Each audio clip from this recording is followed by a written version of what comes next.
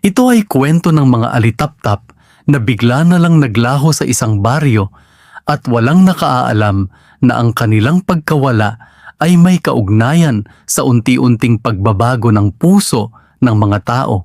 May isang lugar na ang pangalan ay Barrio Maligaya. Makikita dito ang palayan, sapa, kawayan at matatandang puno na nakapalibot sa tahimik nilang pamayanan. Sa gilid ng baryo ay may maliit na gubat na tinatawag nilang gubat ng mga alitaptap, kung saan marami ang alitaptap na kumikislap. Tuwing gabi, libo-libong alitaptap ang kumikislap sa mga puno, palayan, sapa at bakuran ng mga bahay. Ang kanilang munting liwanag ay gumagabay sa mga batang pauwi at mga magsasakang galing sa bukid upang magtrabaho tuwing gabi. Masaya ang magkakapitbahay dahil kusang nagbabahagi ng bigas, gulay at gamot sa bawat pamilya tuwing may nangangailangan ng tulong. Kapag may sirang bubong, sama-samang tumutulong ang mga tao upang maayos iyon kaagad bago muling bumuhos ang ulan. Kapag may utang na hindi agad mabayaran, mahinahon silang nag-uusap at nagbibigay ng sapat na panahon upang makabayad. Kapag may hiniram na gamit, maayos nilang hinihintay ang pagsauli nito ng may pag-unawa at pasensya sa isa't isa. Ang mga bata ay tinuturuan ding huwag hulihin o ikulong ang mga alitaptap sa loob ng garapon upang malaya itong makalipad. Sa baryo, nakatira si Teresa, isang mabait at mapagmasid na batang nagmamahal sa tahimik na kalikasan. Kasama niya si Danilo, ang masayahing kaibigang laging handang tumulong sa kapwa, hayop at mga halaman. Tuwing gabi, umuupo silang dalawa sa ilalim ng matandang balete upang pagmasdan ang mga alitaptap ng tahimik. Napansin nilang mas maliwanag ang mga alitaptap kapag ang mga tao ay nagtutulungan, nagpapatawad at nagbabahagi sa bawat isa. Kapag may bayanihan, sinusundan ng mga alitaptap ang mga taong tumutulong sa kanilang mga kapitbahay at tila natutuwa ang mga alitaptap sa kanilang pagtutulungan sa bawat araw. Dahil dito, naniniwala si Teresa na ang mga alitaptap ay sumusunod sa mga taong gumagawa ng kabutihan sa kanilang kapwa.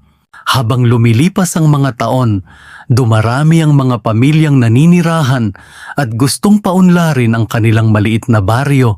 Nagtayo sila ng mga bagong bahay, maliliit na tindahan at mas malawak na daan sa gitna ng baryo.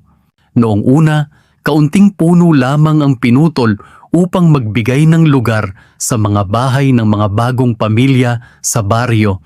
Ngunit unti-unti, mas maraming matatandang puno ang nawawala at napuputol habang patuloy ang pagtatayo ng mga gusali roon. Ang noong kakahuyan ay ngayon ay ginawa ng hanay ng bahay, tindahan at sementadong daanan na kalapit sa kanilang sapa. Nagtayo rin sila ng parke, ngunit maraming puno ang pinutol upang gawing maluwag at sementado ang buong lugar. Ang noong tahanan ng mga alitaptap ay napalitan ng maraming maliwanag at matataas na ilaw sa baryo. Masaya ang ilan sa bagong itsura ng baryo, ngunit hindi nila napapansin na unti-unting natutuyo ang mga lupa malapit sa sapa. Nawala rin ang mga halamang nagbibigay ng lilim, pagkain at ligtas na pahingahan sa mga maliliit na nilalang. May ilang taong nagtapon ng basura at maruming tubig sa sapa, kaya bumaho ang paligid at nawala ang linaw ng tubig. Sa mga dahon, malungkot na pinagmamasdan ng mga alitaptap ang mga punong unti-unting nawawala sa kanilang tahanan. Gumamit din ang ilang magsasaka ng sobrang kemikal, kaya kumonti ang maliliit na insektong kinakain ng mga alitaptap sa gubat. Pagkaraan ng ilang araw, napansin ni Teresa na mas kaunti na ang mga alitaptap na kumikislap sa kanilang maliit na gubat. Mula sa libo-libo, naging daan-daan na lamang ang lumilipad na alitaptap sa paligid ng matandang balete tuwing gabi. Kasabay ng pagkawala ng mga puno, unti-unti ring nagbago ang mabuting samahan ng mga tao sa kanilang baryo dahil lumiit ang bakanteng lupa dahil dumarami na ang nakatira sa baryo. Nagtalo ang magkakapitbahay tungkol sa hangganan ng kanilang mga bakuran. May nag-away dahil sa sanga ng puno na lumagpas sa bakuran ng kanilang kapitbahay at nagdulot ito ng alitan. Ang dating mahinahong usapan tungkol sa utang ay nauwi sa sisihan, galit at hindi na pagkakaunawaan ng magkakapitbahay. May kapitbahay na nagalit dahil hindi agad nabayaran ang perang hiniram para sa gamot ng batang may sakit. May isang kapitbahay na hindi kaagad nakapagbalik ng shovel dahil ginamit pa ito sa pag-aayos ng sirang kanal. Sa halip na magtanong ng maayos, inakusahan siyang gustong angkinin ang hiniram niyang gamit sa kanyang kapitbahay. Nagkaroon din ng pagtatalo ang mga tao kung puputulin ang natitirang puno para magtayo ng iba pang tindahan at mga bahay. Ang iba ay gustong protektahan ang kakahuyan. Ngunit ang iba ay mas piniling magtayo ng gusali sa kanilang baryo. Unti-unting nawala ang bayanihan at kakaunti na lamang ang tumutulong kapag may nasisirang tahanan sa baryo. Kapag may nangangailangan ng tulong, iniisip muna ng ilan kung ano ang kapalit ng kanilang kabutihan bago sila magbigay ng tulong. Habang lumalamig ang samahan ng mga tao sa baryo, lalo ring kumukonti ang mga alitap-tap tuwing sumasapit ang malalim na gabi. Lalo silang nalungkot habang naririnig ang sigawan ng magkakapitbahay at nakikitang nawawala ang pagmamahalan ng mga tao sa bawat isa. Isang gabi, naghanda ang lahat para sa taunang pista at sabik na inabangan ang pagdating ng mga alitap-tap sa kanilang gubat. Ngunit nang dumilim, wala ni isang alitap-tap ang lumitaw sa palayan, sapa at natitirang gubat ng kanilang baryo, kaya nagulat ang lahat noong gabing iyon. Nabakas sa mukha ng mga taga-baryo ang matinding lungkot nang hindi dumating ang inaabangan nilang mga alitap-tap noong gabing iyon.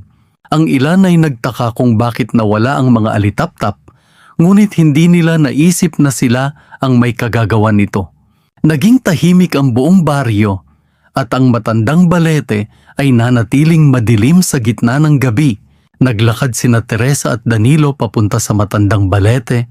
Umaasang makakakita pa sila kahit isang munting alitap-tap na kumikislap lamang.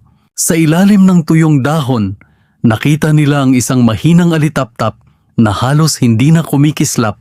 Biglang lumiwanag ang munting alitap-tap at narinig ni na Teresa at Danilo ang mahinang tinig nito mula sa damuhan. Sinabi ng alitap-tap na hindi sila umalis dahil lamang nakalimutan ng mga tao ang pagtutulungan at mabuting pakikisama.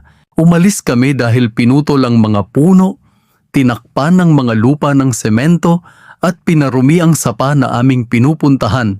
Sinabi rin nitong mahalaga ang madilim at tahimik na gabi upang manatiling ligtas ang kanilang tahanan sa gubat. Ngunit pinalitan niyon ng sobrang liwanag, ingay, kemikal at sementong sumira sa kanilang tahimik na tirahan. Ipinakita ng alitap-tap ang alaala ng mga punong pinutol at basurang unti-unting bumabara sa kanilang sapa. Nakita rin nila ang mga alitap-tap na lumilipad palayo habang unti-unting nawawala ang damuhan at mga halaman sa paligid. Pagkatapos, lumitaw ang alaala ng magkakapitbahay na nagsisigawan, nagpapahiyaan at tumatangging magbigay ng tulong sa kanilang kapwa. Sinabi ng alitap-tap na nawawala rin ang malasakit sa kapwa kapag sinisira at pinababayaan ng kalikasan sa baryo. Hindi magiging maliwanag ang komunidad kung ang pag-unlad ay sumisira sa kalikasan, kapwa at buhay ng lahat. Pagkatapos magsalita ng alitap-tap, humina ang liwanag nito at lumipad patungo sa malayong kabundukan papunta sa tahimik na lugar. Kinabukasan, sinabi ni na Teresa at Danilo sa buong baryo ang kanilang nakita at narinig sa alitap-tap noong nakaraang gabi. Ipinaliwanag ni na Teresa at Danilo na kaya walang dumating na alitap-tap noong fiesta dahil apektado sila sa pagbabago ng baryo. Noong una, hindi naniwala ang ilan, ngunit nakita nilang kakaunti na lamang ang mga punong natitira sa gubat. Napansin din nilang marumi ang sapa, tuyo ang lupa at tahimik ang dating tahanan ng mga alitaptap. Napagtanto ng mga taga-baryo na sila pala ang dahilan ng pagkawala ng mga alitaptap, kaya nakaramdam sila ng hiya sa kanilang sarili. Nagpatawag ng pagpupulong ang pinuno at binigyan ang bawat isa ng pagkakataong magsalita at makinig ng maayos. Humingi ng tawad ang mga nag-away tungkol sa utang, gamit na hindi kaagad na ibalik at sasangan na lumagpas sa bakuran ng kapitbahay. Nagkasundo silang ayusin ang problema ng mahinahon, patas, may pag-unawa at bukas na pag-uusap sa bawat isa.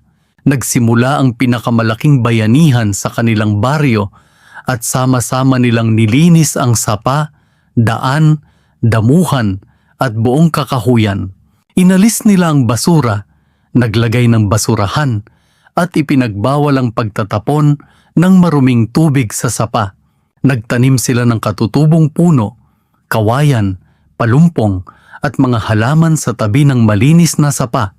Pinrotektahan nila ang natitirang matatandang puno at itinigil ang pagtatayo ng mga gusali at bagong tindahan sa loob ng gubat. Ginawa nilang ligtas na gubat ng mga alitaptap ang lugar at ipinagbawal ang pagputol ng mga puno at paghuli sa mga alitaptap upang manatiling ligtas ang mga ito. Lumipas ang mga buwan at isang gabi ay libo-libong alitaptap ang muling nagpaliwanag sa buong baryo. Masayang lumipad ang mga alitaptap sa kagubatan dahil naramdaman nilang ligtas at tahimik na muli ang paligid. Kumikislap sila ng mas maliwanag na para bang nagpapasalamat sa mga taong muling nag-ingat sa kanilang tahanan. Ang tunay na liwanag ng komunidad ay nagmumula sa pagkakaisa, pag-aalaga sa kalikasan at pagmamalasakit sa isa't isa sa bawat araw. Wakas ng kwento.